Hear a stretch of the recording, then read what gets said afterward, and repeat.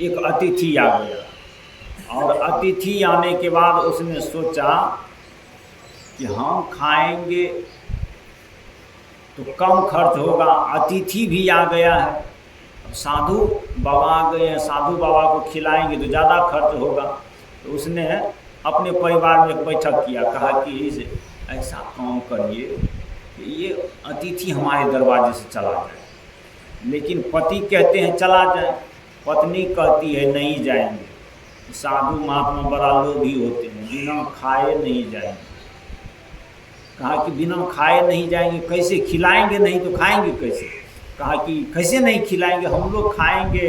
अगर दरवाजे पर साधु महात्मा आ गया है तो क्या साधु महात्मा को नहीं देंगे, कैसे हम लोग खाएंगे? कबीर साहब ने कहा साईं इतना दीजिए जान कुटुंब समाए, और मैं भी भूखा ना रहूँ साधु न भूखा जाए। साधु हमारे दरवाजे पर से हम खाएंगे, उनको नहीं देंगे। उसने कहा ये काम करो। कहा क्या?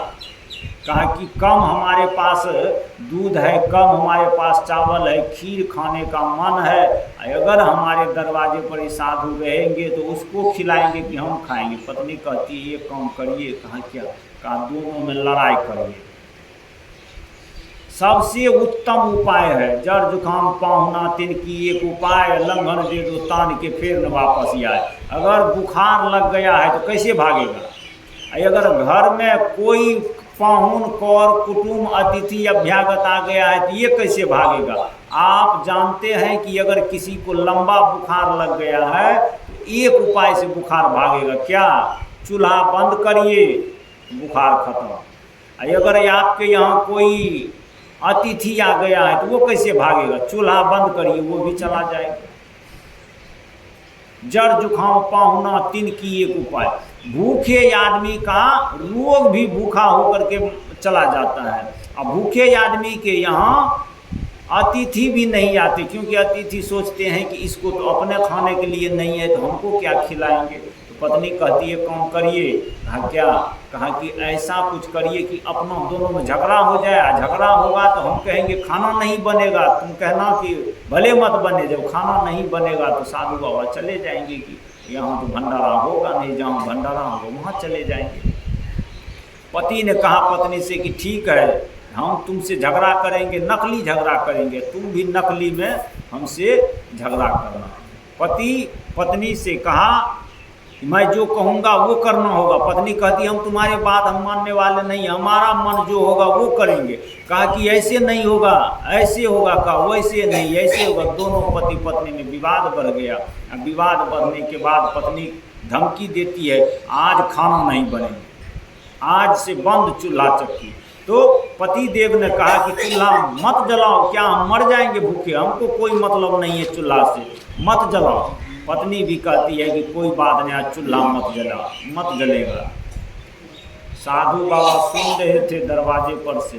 उसने सोचा कि जब इसको ही नहीं मिलेगा खाने के लिए तो क्या हमको मिलेगा। साधु बाबा भी वहाँ से छिप गए, अदृश्य हो गए। और दोनों पति पत्नी की लड़ाई खत्म हुई।